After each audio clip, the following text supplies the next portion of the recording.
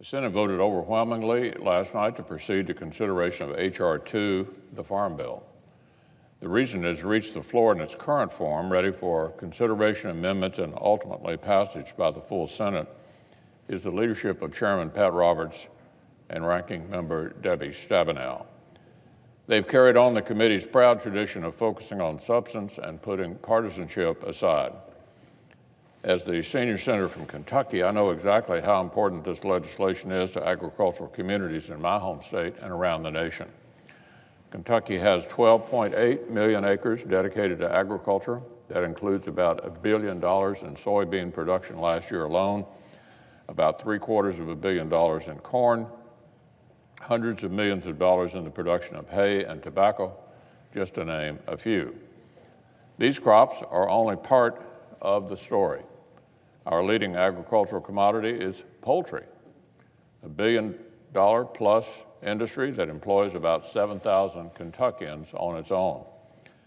These are just a few examples of what Kentucky farmers bring to the country and to the world. Despite the impressive scale, we're a state that's dominated by small farms.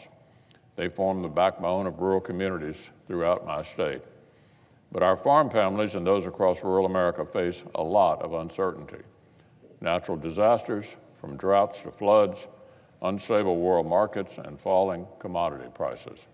Earlier this year, the USDA Economic Research Service forecast that net farm income is in the process of falling to a 12-year low. The farmers that feed and support this country are counting on us to provide the predictability and certainty of a long-term farm bill. So my colleagues and I on the Agriculture Committee have produced a farm bill that shows America's farmers that we understand their situation, share their concerns, and are taking action to address them. My colleagues from every corner of the country can be proud of this legislation. First and foremost, the Agriculture Improvement Act of 2018 strengthens the safety measures that directly help commodity producers as they confront low prices. It also seizes a number of opportunities to invest in the future of American agriculture and rural communities.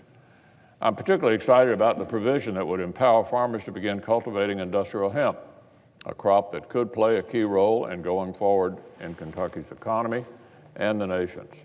The bill also focuses on rural broadband, rural water infrastructure, and the fight against the opioid epidemic that has hit rural America very hard. From top to bottom, this farm bill takes serious steps to ensure the future of American agriculture for the sake of our farmers, our rural communities, and the entire country. This week, my colleagues will have ample opportunity to consider the legislation before us. In a few days, I hope they will join me in voting to pass it.